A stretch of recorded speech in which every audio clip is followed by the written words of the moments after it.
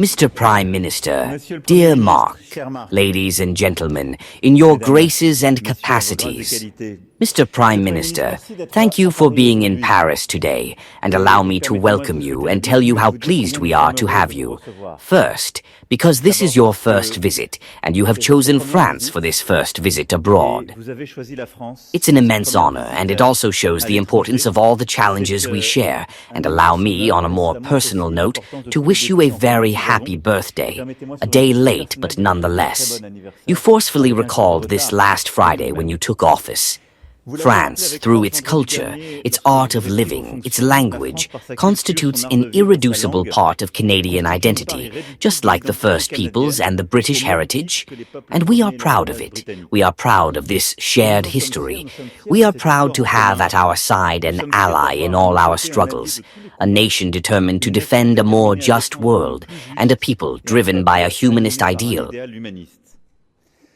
On the 80th anniversary of the Normandy landings, we paid tribute to the courage and exceptional self-sacrifice of a generation of Canadians who came to fight here in France, like their elders on Vimy Ridge, for a certain idea of freedom. And this generation continues to inspire us, and Canada is a unique friend to us.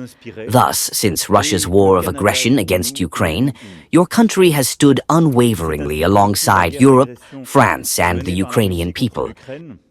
And we were together in a video conference with our friend, the British Prime Minister, and all the other allies and partners on this issue on Saturday morning. This shared commitment alongside the Ukrainians has always aimed to achieve a solid and lasting peace. That is, a peace accompanied by robust guarantees that will protect Ukraine against any further Russian aggression and ensure the security of all of Europe.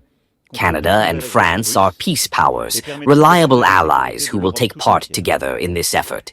It is in this spirit that we will maintain our support for Ukraine and continue to demand clear commitments from Russia, and we will take all useful initiatives to move forward, together with our American, European, and international partners. This is obviously one of the topics we will discuss with the Prime Minister in a moment. In the current international context, we also want to be able to develop our most strategic projects with our closest, most loyal partners, because we are convinced, and I believe we share this conviction, that we are stronger together, better able to ensure that our interests are respected and our sovereignty is fully exercised. We must demonstrate ambition in the defense and security sectors, but also beyond that, in organizing the ecological transition, developing new technologies, and strengthening our ties as much as necessary. We have already recorded some initial successes. As proof, I cite the recent announcement of the selection of a consortium, including French companies, for the first stage of the high-speed train project between Quebec City and Toronto, which is emblematic in every respect. I also cite the very strong presence of your investors and companies at the Artificial Intelligence Summit, which demonstrates the strong Canadian presence and the partnership we share on this issue. And our companies are also discussing cross-investments in the critical metals sector, essential building blocks for any energy transition. I know how much you also have a new ambition in nuclear energy, which is the subject of historic cooperation between our two countries, and in quantum technology, where our research centers and our companies have unique expertise that will be leveraged as part of a bilateral agreement. And after the recent Artificial Intelligence Summit I mentioned, we will continue to mobilize together since we have the successive presidencies of the G7 with challenges awaiting you in a few weeks, and which we will continue as we did from Charlevoix to Biarritz a few years ago. We will also ensure that our friendship is useful in promoting our values, our shared commitments to defending democracies, international solidarity, development, fair trade, and protecting the planet. I believe that we both believe that fair trade that respects international rules is a good thing for the prosperity of all, and is certainly more effective than tariffs that create inflation and damage production chains and the integration of our economies. We also believe that the freedom of expression so dear to our countries is something other than the surge of hatred, violence, online harassment, or opaque algorithms. This is why your G7 presidency in 2025 must allow us to affirm our determination to move forward on each of these points and to defend together, fundamentally, a just international order. That is to say, something that is neither the law of the strongest nor isolationism. And this is what we are fighting for. In all of this, the most important thing still lies in our human ties, which are both close and warm. And, Mr. Prime Minister, the French love Canada. The Francophonie unites us, and I say this as I welcome you today with a special thought for Anthony de Maillet, whose voice passed away recently, but whose timeless work and unforgettable joy are with us today through you and your delegation. The eternal Acadia remains indeed and contributes to Canada's influence. In any case, Mr. Prime Minister, dear Mark, you have understood that we are welcoming a friend here, and we are welcoming him with great joy, and we share many ambitions and projects.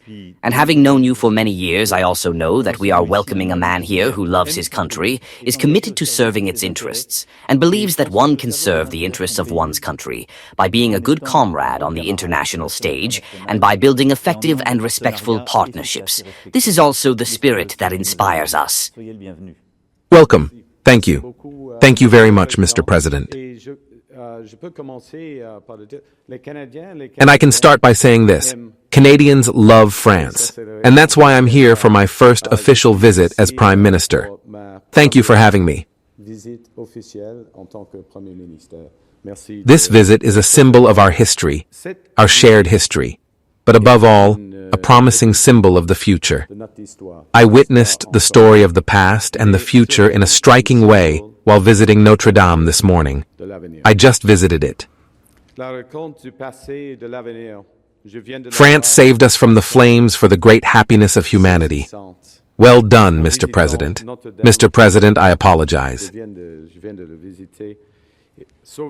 You are always a man of action, always a man of action. And in a crisis, you have to act. And unfortunately, we are in economic and geopolitical crises now. At the same time, when we take action, we must have values: sovereignty, solidarity, dynamism, and sustainability. These are values that still hold us together, that unite us. Canada's history has always been linked to that of France. The French language defines Canada's identity and culture. Canada and France have been reliable allies for centuries. We believe in the importance of nature and its protection, including the oceans. We know that it is economic collaboration through confrontation that allows us to build strong economies. In the past, this collaboration was through travelers. Now it's intelligence networks, the digital economy, and quantum computing. Canada is responding to these opportunities. We all defend sovereignty and security, as demonstrated by our support for Ukraine under your leadership. Today, as we see these principles being rejected by more and more governments around the world, it is more important than ever for Canada to strengthen its ties with our reliable allies like France. We must strengthen collaboration between our countries to ensure our security, that of our allies, and that of the entire world. We must strengthen our diplomatic ties to face together this increasingly unstable and dangerous world. And we must create more opportunities for our entrepreneurs, create good jobs for our workers, and create wealth for both of our countries.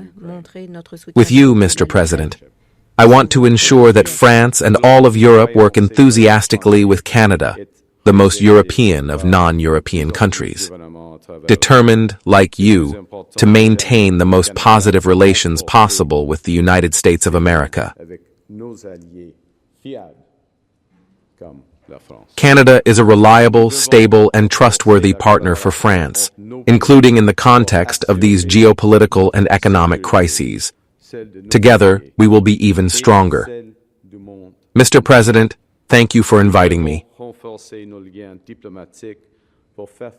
I assure you in our common language that Canada will always be there to ensure Europe's security, to promote prosperous trade, and to cooperate with France for peace, sustainable development, and universal rights throughout the world. I look forward to having a working lunch together. Thank you, dear Emmanuel.